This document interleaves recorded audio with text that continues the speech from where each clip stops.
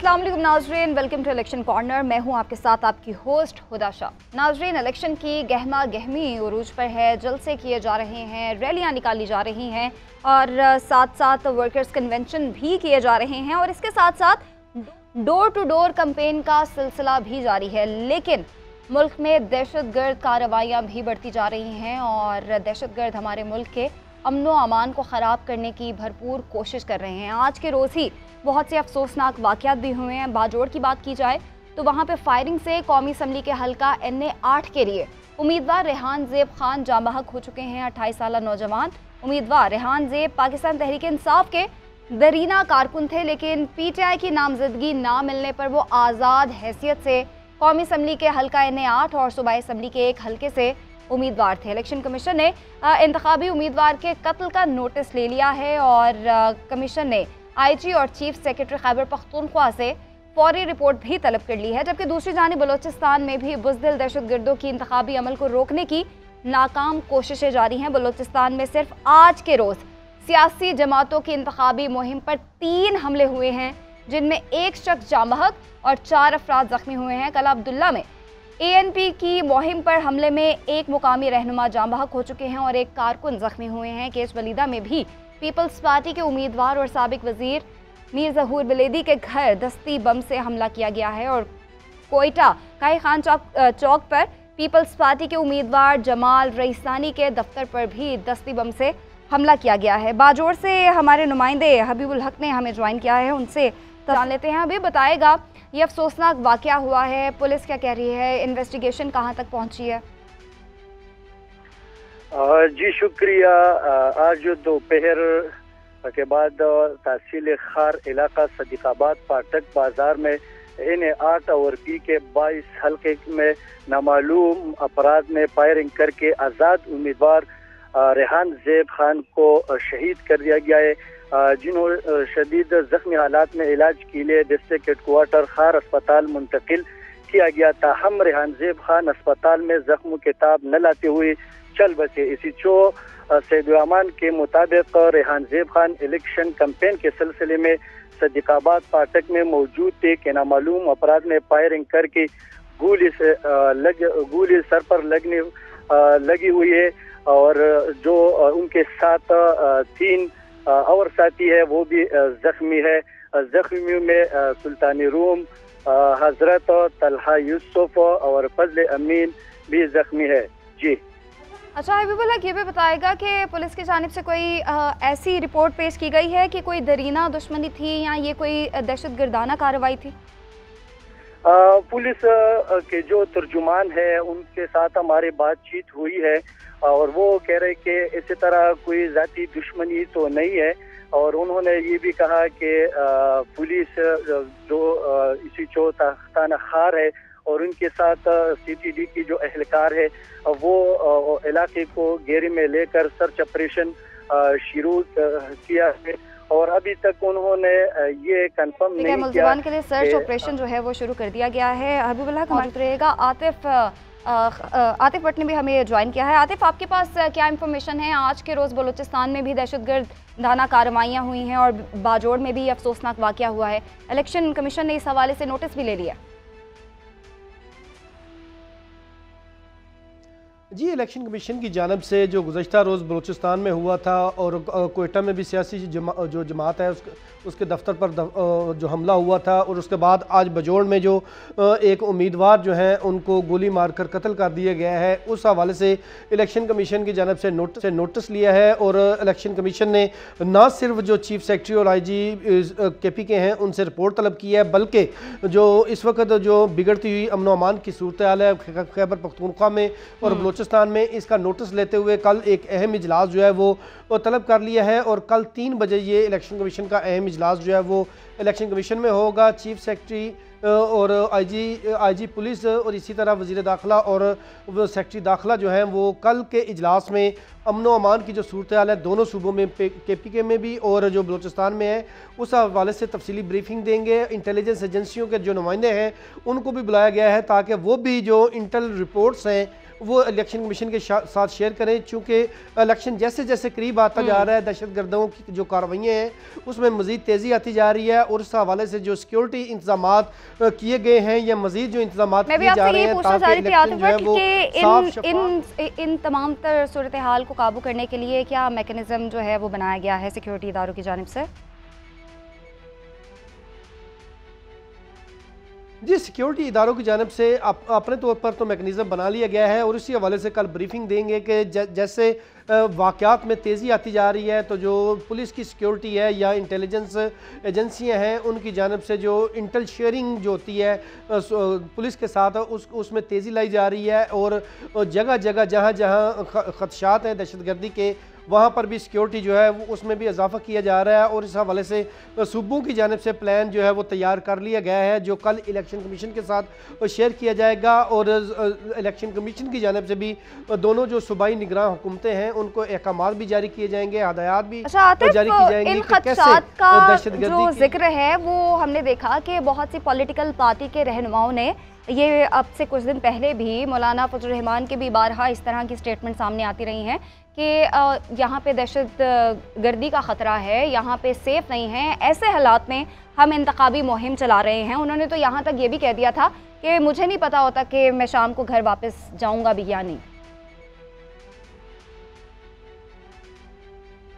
जी, इस हवाले से बिल्कुल जो इंटेलिजेंस एजेंसियों की जानिब से भी एक रिपोर्ट शेयर की गई थी इलेक्शन कमीशन के साथ, और उसमें यह कहा गया था कि 19 उम्मीदवार ऐसे हैं जिनके ऊपर जिनको दहशतगर्दी के खतरात लाहक हैं। ये इंटेलिजेंस एजेंसियों ने भी अपनी रिपोर्ट जो थी वो इलेक्शन कमीशन को दी थी, ताहम इलेक्शन कमीशन ने यह हिदायत की थी कि इन अफराद को, इन उम्मीदवारों को जो है वो सिक्योरिटी के सख्त जो है वो सिक्योरिटी की फ्राहमी जो है वो यकीनी बनाई जाए, और इलेक्शन कमीशन की हदायत के ऊपर सूबों की जानिब से वो तमाम मेजर्स लिए गए। और जिस तरह मौलाना फजलुर रहमान जो है उनके कारकुनान की जानिब से भी इलेक्शन कमीशन में दरख्वास्त दायर हुई, तो उसके बाद मौलाना फजलुर रहमान की जो सिक्योरिटी है उसमें भी मज़ीद इजाफा किया गया। जैसे जैसे उम्मीदवारों की जानिब से सिक्योरिटी का मुतालबा जो है वो इलेक्शन कमीशन के सामने रखा जाता है, इंतखाबी मुहिम चलानी हो या रैली निकालनी हो, तो उस हवाले से इलेक्शन कमीशन की जानिब से वक्तन फ़वक्तन इक़दाम भी किए जाते हैं, और साथ ही जो सूबाई हुकूमतें हैं या इंतज़ामिया हैं उनको ये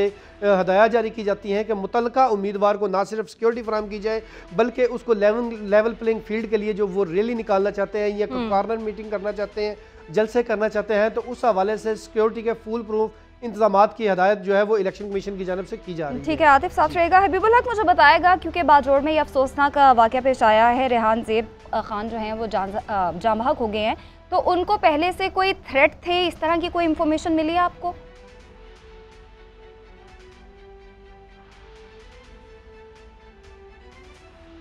हबीबुल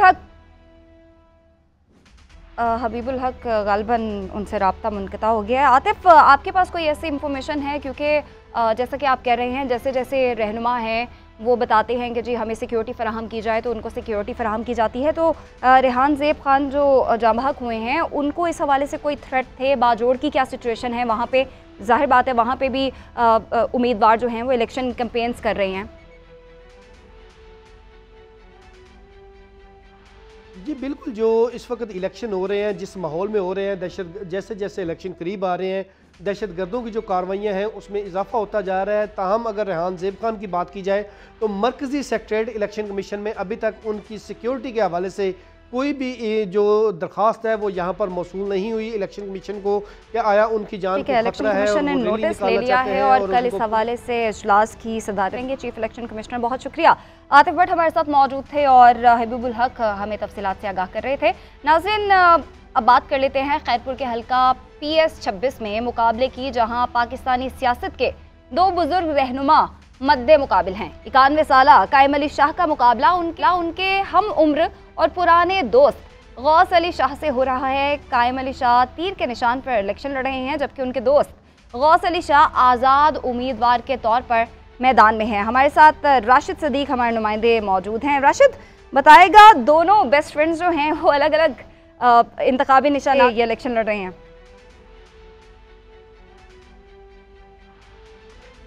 जी बिल्कुल, जो इस वक्त इलेक्शन हो रहे हैं दहशतगर्दी के खतरात लाहक हैं उसमें इजाफा होता जा रहा है। ताहम अगर रेहान ज़ेब खान की बात की जाए तो मरकज़ी सेक्रेटरीट इलेक्शन कमीशन में अभी तक उनकी सिक्योरिटी के हवाले से कोई भी जो दरख्वास्त है वो यहाँ पर मौसूल नहीं हुई इलेक्शन कमीशन को, क्या आया उनकी जान को खतरा है, उनकी इलेक्शन लड़ रहे हैं। जी देखिए, बिल्कुल साबिक वज़ीर आला सिंध सैयद ग़ुलाम अली शाह जिलानी और उनके दोस्त हैं गौस अली शाह, दोनों जो हैं वो साबिक वज़ीर आला सिंध भी जो है वो रह चुके हैं। और अब देखना ये है कि 8 फरवरी को इन दोनों दोस्तों में से कौन जो है वो कामयाब होता है। लेकिन अब तक की जो सियासत है उसमें हमने ये देखा है कि अगर माजी के तमाम तर चीज़ों को देखा जाए तो कायम अली शाह इस हल्के से हमेशा कामयाब होते आए हैं। लेकिन जब पाकिस्तान पीपल्स पार्टी के हवाले से एक बार जो है वो उनको शिकस्त हुई थी, जब गौस अली शाह इस हल्के से कामयाब हुए थे और वज़ीर आला सिंध बने थे।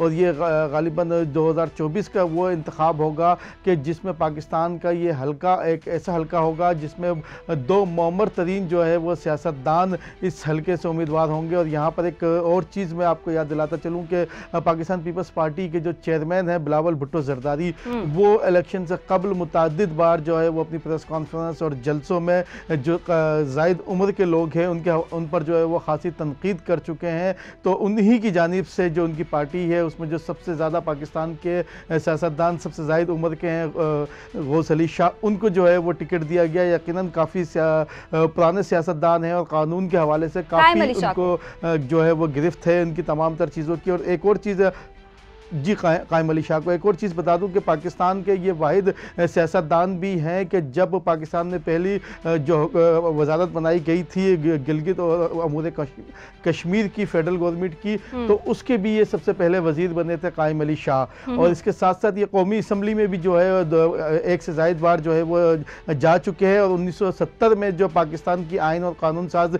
असम्बली थी उसके भी ये जो है मेंबर बने थे। उसके बाद 1973 का जो आइन बनाया गया था उसके भी शायद ये वाहिद इस वक्त जो हयात मेंबर हैं वो इस वक्त कायम अली शाह ही हैं। और 3 मरतबा जो है ये वज़ीर आला सिंध मुंतखब हो चुके हैं। और जो इसके साथ साथ जो पाकिस्तान पीपल्स पार्टी की जो पूरी क़यादत है सिंध की, ख़ास तौर पर जो बिलावल भुट्टो हैं, उसके साथ साथ आसिफ अली जरदारी हैं और जो मुराद अली शाह जो साबिक वज़ीर आला थे, वो इनकी तमाम तर खदमात ख़ास तौर पर जो कानून के हवाले से जो कानूनी पेचीदगियाँ होती हैं उस हवाले से इनकी खदमात लेते हैं। चूँकि एक उम्र के हवाले से थोड़ा सा हाफजा इनके हवाले से कहा जाता है कि खासा कमज़ोर हो चुका है, लेकिन जब वो उनको कुछ चीज़ें याद दिलाई जाती हैं, कुछ पॉइंट्स बताए जाते हैं तो तमाम तर चीज़ें उनके सामने आ जाती हैं। अच्छा, गौस अली शाह ने भी जो है अपना कैरियर एक फौजदारी वकील की हैसियत से जो है वो शुरू किया था। उसके बाद उन्होंने सियासत में कदम रखा और सिंध हाई कोर्ट के ये जज भी रहे हैं। तो इस हवाले से इनको भी जो है वो कानून पर काफ़ी जो है वो इनकी मजबूत गिरफ्त है। और इसके साथ साथ दोनों माजी में भी हमने देखा है कि जब मिलते हैं तो बड़े गर्म जोशी से मिलते हैं। लेकिन इस इलेक्शन मुहिम के दौरान हमने देखा है कि PS 26 में जब खैरपुर में दोनों की जानिब से जलसे किए गए तो गौस अली शाह ने थोड़ा सा तनकीद का निशाना जो है वो कायम अली शाह को बनाया और कायम अली शाह ने जो है वो तनकीद का निशाना गौस अली शाह को बनाया। अब देखना ये है कि इस हल्के की आवाम 8 फरवरी को कौन से जो है वो मैं यही पूछना चाह रही थी राशिद के कैंपेन, अगर हम इलेक्शन कैंपेन की बात करें तो यहाँ पे इलेक्शन की क्या सूरत हाल है? वैसे तो बिलावल भुट्टो जरदारी पीपल्स पार्टी की जानिब से काफ़ी एक्टिव हैं, लेकिन इस हल्के की बात करें तो इस हल्के में पीपल्स पार्टी की जानिब से इलेक्शन कैंपेन कौन कर रहा है, उसको लीड कौन कर रहा है, क्या सूरत हाल है और आवाम क्या कहती है? देखो हुदा, जहाँ तक इस हल्के की हम बात करें तो बिलावल की जो कैंपेन है अगर उसकी हम पूरी की बात कर लें तो पूरा फोकस बिलावल का पाकिस्तान पीपल्स पार्टी का हमने देखा है कि पंजाब और KP के राय, इसके साथ साथ बलूचिस्तान पर सिंध से ज़्यादा उनकी जानिब से तवज्जो दी गई है। और अब तक के तमाम जलसे हैं उसमें अगर हम उसकी गिनतियाँ गिने तो उसमें तमाम तर पंजाब और KP के और बलूचिस्तान में ज़्यादा नज़र आते हैं। अब तक पाकिस्तान पीपल्स पार्टी की जानिब से खैरपुर का हल्का हो, लाड़काना हो, हैदराबाद हो या कराची हो, यहाँ पर कोई बिलावल की सतह का या आसिफ अली जरदारी की लेवल का कोई बड़ा जलसा मुनक्किद नहीं किया। आसफा ने जो है वो 3 दिन कबल कराची से मुहिम का आगाज़ किया, आज वो हैदराबाद में है। तो ये हल्का जहाँ तक अगर PS 26 की खाली हम बात कर लें तो यकीनन जो कायम अली शाह हैं, उनकी बेटी हैं नफीसा शाह जो साबिक MNA भी हैं, वो काफ़ी मुतहरिक रही और पाकिस्तान पीपल्स पार्टी ने 2008 के बाद 2013 फिर 2018 में इस हल्के से कामयाबी हासिल की है और तमाम तर तवज्जो दी गई है। और यकीनन उनके दौर में जो इस हल्के में गौस अली शाह ने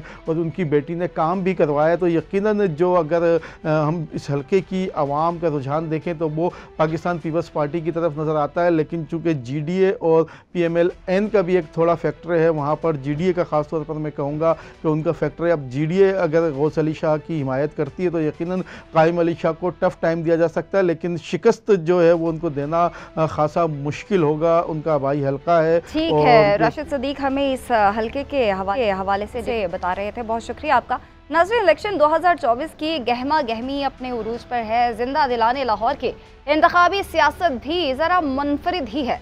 लाहौर नून लीग का गढ़ समझा जाता है, लेकिन यहाँ तहरीक इंसाफ के वोटर्स की तादाद भी कम नहीं है, इसलिए तगड़े मुकाबले जो हैं मुतवक्के हैं। आज हम लाहौर के कुछ हलकों को डिटेल से डिस्कस करेंगे। स्टूडियो में हमारे साथ ब्यूरो चीफ लाहौर शहजाद हुसैन भट्ट साहब ने हमें ज्वाइन कर लिया है।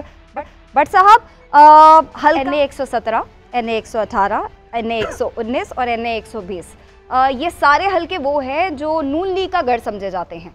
ज़रा बताएगा कि इस बार हम इलेक्शंस में कांटे का मुकाबला, कांटे का जोड़ किन किन के दरमियान पड़ने वाला है? बिस्मिल्लाहिर्रहमानिर्रहीम। देखें हुदा, सबसे पहले तो आप 117 से शुरू कर लेते हैं ना। NA 117 जो हल्का है वो 2013 और 2018 में मुस्लिम लीग नून की ही हुक्मरानी यहाँ पर पहले भी रही है। दोनों मरतबा जो है ये मुस्लिम लीग नून का लाहौर में एक गढ़ समझा जाता है 117 का जो हल्का है। अच्छा, इस हल्के में इस दफा मुस्लिम लीग नून ने फ्री हैंड दे दिया है अलीम खान साहब। अलीम खान साहब के मुकाबले में मुस्लिम लीग नून ने कोई शख्स खड़ा नहीं किया, जबकि आसफ हाशमी साहब पीपल्स पार्टी की जानब से हैं और PTI की जानब से अकबल खान साहब है। अच्छा, इनके नीचे तीन जो हैं वो पीपीज आती है, यानी PP 145, 146, 147, तीन पीपीज में ये जो है हल्का सारा सुमाया जाता है। इसमें समीउल्लाह खान साहब मुस्लिम लीग नून की जानब से है, फकीर हुसैन पीपल्स पार्टी की जानब से और यासर गिलानी साहब PTI की जानब से 145। इसी तरह 146 की बात करें तो गजाली सलीम साहब हैं, उनके मुकाबले में उमर सदीक साहब है, जुनेद रज़ाक साहब है, और आखिरी जो दिलचस्प बात है वो है कि अलीम खान के नीचे शहबाज शरीफ के बेटे हमजा शहबाज लड़ रहे हैं। और इसी तरह जब अगले हल्के में जाएंगे आप 117 के बाद 118 में तो MNA बन जाएंगे हमजा शहबाज और अलीम खान आ जाएंगे नीचे, वो MPA के उम्मीदवार होंगे। ये बड़ी दिलचस्प सूरत-ए-हाल है। अच्छा, इसकी आबादी की अगर आप बात करें ना तो ये किन किन इलाकों पे, तो ये बदामी बाग, शादबाग का मेन जो है ना शहर जिसको हम कहते हैं फरखाबाद, काजियाबाद, रसूलबाग, ये सारी ये मेन जगह जो है ये इस इलाके में फॉल करती है। ये है सूरत-ए-हाल 117 और 118 की। ठीक है, लेकिन 118 में आलिया हमजा जो है वो तहरीक इंसाफ की जानिब से हैं, और आपको लगता है कि आलिया हमजा जो है वो हमजा शहबाज के वोट्स कम करवा सकती हैं इस हल्के से? देखें हुदा, आपका अच्छा सवाल है। आलिया हमजा एक बड़ी स्ट्रॉन्ग कैंडिडेट है, उसको आसान नहीं लेना चाहिए। आलिया हमजा की खुद तो बेचारी जेल में है इस वक्त, पाबंद सलासल हैं, लेकिन उनकी बहन और बेटी जो है वो डोर टू डोर कंपेन हमने देखा है वो कर रही हैं, ऐसी बात नहीं है, वो खुल के कंपेन जो है उनकी चल रही है। अच्छा, अगर आप लेकिन गौर करें ना इस बात पर कि आलिया हमजे का हमजा शहबाज के मुकाबले में, अब दोनों ही हमजा है, अगर आप बबल कर जाऊं तो मुझे माफ कर दीजिएगा, आलिया हमजा और हमजा शहबाज शरीफ का अगर मुकाबला करना है तो अगर आप फॉर एग्जांपल जिताए ना आलिया हमजा को, लेट्स से, तो आपको ये देखना पड़ेगा कि अगर वो जीती, इफ एंड बट्स पे बात कर लेते हैं, हमजा की पोजीशन इस वक्त बहुत स्ट्रांग है और 117 और 118 यहाँ पर मुस्लिम लीग नून दोनों जो हैं वो स्वीप करती बाजार तो नजर आ रही है। अच्छा, अब हो क्या सकता है, अगर आलिया हमजा की हम मिसाल लें कि वो विन कर सकती है, तो आपको सबसे पहले ये देखना पड़ेगा कि हल्के के जो वोटर्स हैं वो किस अंदाज से निकले हैं। अगर तो 50% से ज्यादा वोटर निकल आया तो फिर PTI के इम्कानात काफी कमी हो जाएंगे।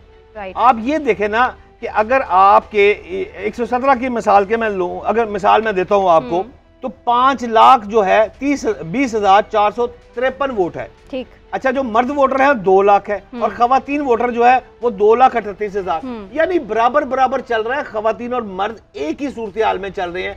5 लाख बड़ा इलाका है ना 117। लास्ट इलेक्शन में मैं इन हल्कों को कवर भी कर रही थी, तो वहाँ पे वोटर्स बहुत बड़ी तादाद में वोट डालने निकलते हैं। जी ठीक कह रही हैं आप, लेकिन यही तो इस मर्तबा की सबसे अहम बात है कि वोटर कितना निकलता है। मैं आपको पहले भी कह चुका हूं कि अगर 150 अगर 50% से ज्यादा वोटर बाहर निकलता है तो ये पीटीआई के लिए बहुत बेहतर है। फिर आलिया हमजद का आप ग्राफ जो है वो कहती है, आप कहेंगी कि ऊपर जा रहा है, अदरवाइज हमजा शहबाज जो है वो फिर बेहतर अंदाज में है। इसी तरह अलीम की मिसाल ली जाए तो अलीम खान की मिसाल भी जो है वो बेहतर जा रही है, कैंडिडेट स्ट्रॉन्ग कैंडिडेट है, और डोर टू डोर जिस तरह वो कैंपेन कर रहे हैं और लोगों को जिस तरह नवाज रहे हैं, मोहब्बतें कर रहे हैं, वो मेरा ख्याल है लाहौर में सबसे ज्यादा इस वक्त जो हल्के के लोग राजी हैं। 5,000 रुपए जो दे रहे हैं, नहीं मुझे नहीं पता, आपको मिला 5,000 कोई? अरे मैं तो गई नहीं ना, तो आपको कैसे पता 5,000 मिला? मैंने तो सुना है कि 5,000 और नहीं, अलीम खान को आप जानते नहीं, अलीम खान कम से कम 50,000 से नीचे किसी को दे ही नहीं सकते। 5,000 तो बड़ी छोटी सी रकम है। फायदा कुछ तो हो रहा है। NA 119 की बात कर लेते हैं। मरियम नवाज साहिबा NA 119 से लड़ रही है और उनके मुकाबले उनके नीचे 3 जो ख्वाजा इमरान नजीर पहले भी मिनिस्टर रहे थे हेल्थ के, वो उनके नीचे हैं। सुहेल शौकत भट्ट है, मलक वहीद है। इनके मुकाबले में मरियम नवाज के मुकाबले में इफ्तिखार शाहिद पीपल्स पार्टी की तरफ से, और MPA ख्वाजा इमरान नजीर के मुकाबले में वकास अहमद, जबकि सुहेल शौकत भट्ट के मुकाबले में अब्दुल सत्तार, और PTI की जानब से मियां शहजाद MNA के उम्मीदवार होंगे मरियम नवाज के मुकाबले में। पहले सुना था एक खातून भी बड़ी है, कुछ जेल में है, वो भी मरियम नवाज के इलाके में जनाब उनके मुद्दे मुकाबला नहीं सुना आपने वो बात? कौन थी भला वो? सनम जावेद। हाँ, सनम जावेद। तो सनम जावेद को फिर क्या हुआ? उसकी अपनी पार्टी ने दस्तबरदार करवा दिया, अब हम क्या कह सकते हैं। बड़ी ज्यादती है। वैसे अगर आप गौर करें ना तो इस दफा जो PTI ने टिकट्स तकसीम किए ना हुदा, वो ऐसे अफराद को दिए हैं जिनके लिए कैंपेन करना बड़ा मुश्किल है।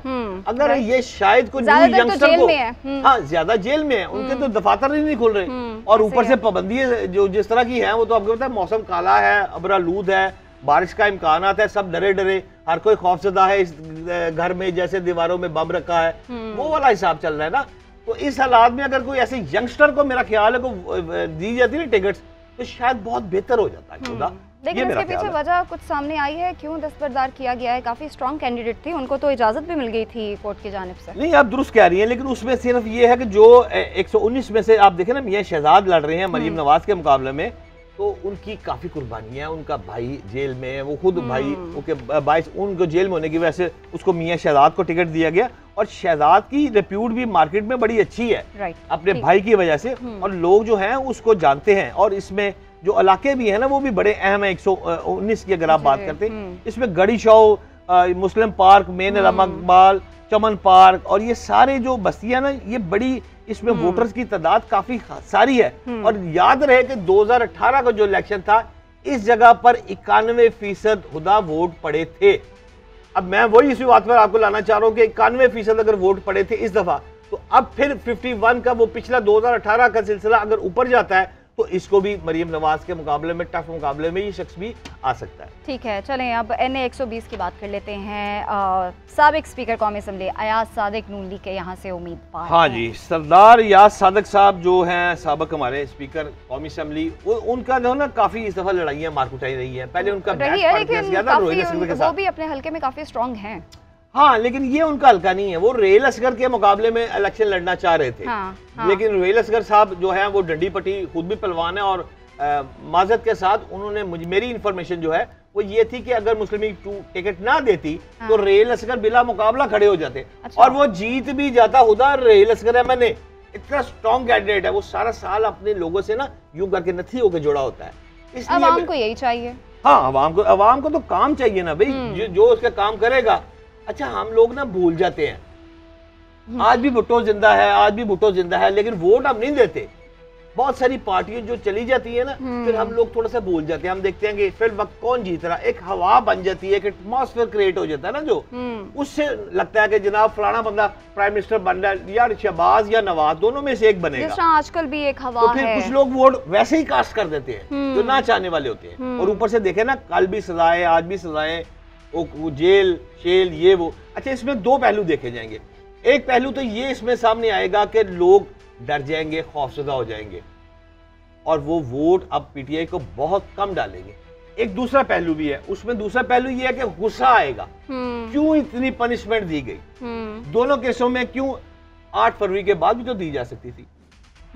उसमें दूसरा रिएक्शन फिर आ जाएगा, लेकिन बात फिर वहीं आएगी कि वोटर्स को निकालने में कौन कामयाब होता है या नहीं होता। माथुर भट्ट साहब, आप हलकों में यकीनन सर्वे भी कर रहे होंगे, तो क्या आवाम की क्या ख्वाहिश है, आवाम किसकी जानिब है, क्या कह रही है आवाम?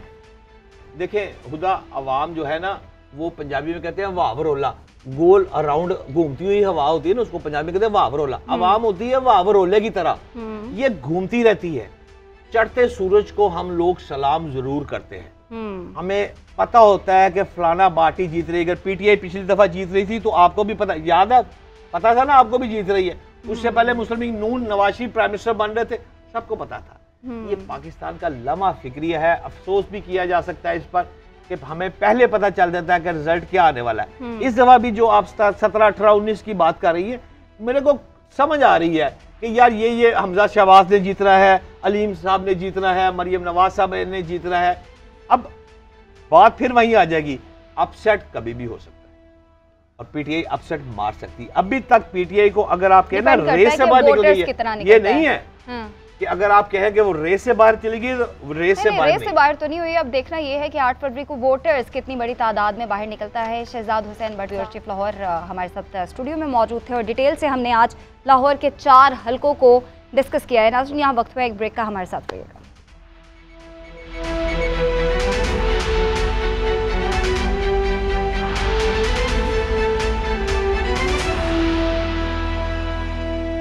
खुशामदीद नाज़रीन। पाकिस्तान की इंतखाबी सियासत की बात की जाए तो सियासत में जनूबी पंजाब की अहमियत हमेशा से मुनफरिद रही है। यहाँ कई एक उम्मीदवार ऐसे हैं जिन्हें इलेक्टेबल्स की हैसियत हासिल है। ये जिस जमात में भी जाएं उनके लिए अहम नशिस्तें हासिल कर लेते हैं। सीनियर सियासतदान और मुस्लिम लीग ज़िया के सरबराह एजाज उल हक जनूबी पंजाब की सियासत पर गहरी नज़र रखते हैं। उन्होंने हमारे नुमाइंदे औरंगज़ेब मलिक के साथ खुसूसी गुफ्तगू की है, आइए आपको वो दिखाते हैं। सियासत में अहम किरदार करने वाले अहम तरीन रहनुमा एजाज उल हक साहब हमारे साथ मौजूद हैं, उनसे हमने खसूसी टाइम लिया है। बहुत बहुत शुक्रिया सर। कैसा देख रहे हैं 8 फरवरी के इलेक्शन को, कैसा इलेक्शन होने जा रहा है? देखें, मुतनाज़ इलेक्शन है, इसमें कोई शक वाली बात नहीं है, क्योंकि शुरू से ही ये मुतनाज़ा इलेक्शन हो गया था और कोशिश ये कर रहे हैं और कोशिश की जा रही है कि इसको ट्रांसपेरेंट किया जाए और हर एक किसी को एक लेवल प्लेइंग फील्ड जो है वो दी जाए। वन साइडेड इलेक्शन अगर होगा तो वो फिर चल नहीं सकेगा ज़्यादा देर तक।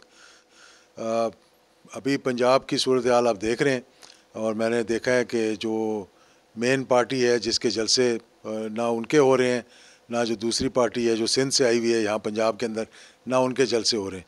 और जलसों के अंदर क्या करते हैं, हाज़िरियाँ लगाते हैं, टीचर्स की पुलिस वर्दियाँ उतरवा के कपड़े पहना कर बैठते हैं ताकि थोड़ी बहुत हाज़िरी हो जाए।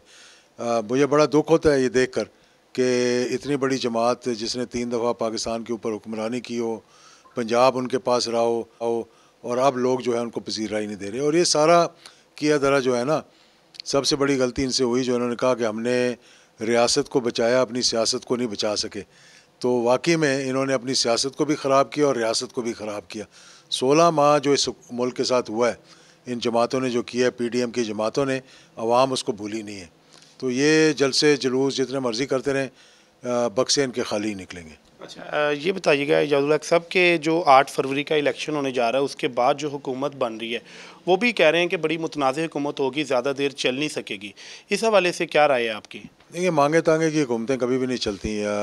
माजी के अंदर भी हमने ये देखा है, वो हुकूमतें चल जाती हैं जिसके पीछे पूरी इस्टेब्लिशमेंट का हाथ हो। जैसे 2002 में हुआ कि हमारे ज़फ़रुल्लाह जमाली साहब अल्लाह बख्शे 1 वोट की से बने थे प्राइम मिनिस्टर, लेकिन वो चले 2.5 साल उन्होंने निकाले, पर 2.5 साल के बाद दूसरी शख्सियत आ गई। ये तो 2 तिहाई अक्सरियत लेके नहीं संभाल सके। 2013 में 2 तिहाई अक्सरियत ली और ये फिर भी नहीं संभाल सके। इसी वजह से हमने एक ऑल्टरनेट दिया है जिसको कौमी यकजहती इत्तेहाद का नाम दिया है। कल रात भी मैं, मौलाना लुधियानवी साहब उसमें शामिल हुए हैं। हमारे साथ 25 से ज़्यादा MPA MNA हैं जो वज़ीर रह चुके हैं, मशीर रह चुके हैं, जो कौमी असम्बली, सूबाई असम्बलियों के मेंबर रह चुके हैं। और बड़े बड़े नाम हैं उनके, अटक से लेकर रहीमियर ख़ान तक, कराची में भी और पेशावर में भी चंद एक लोग खड़े हुए हैं।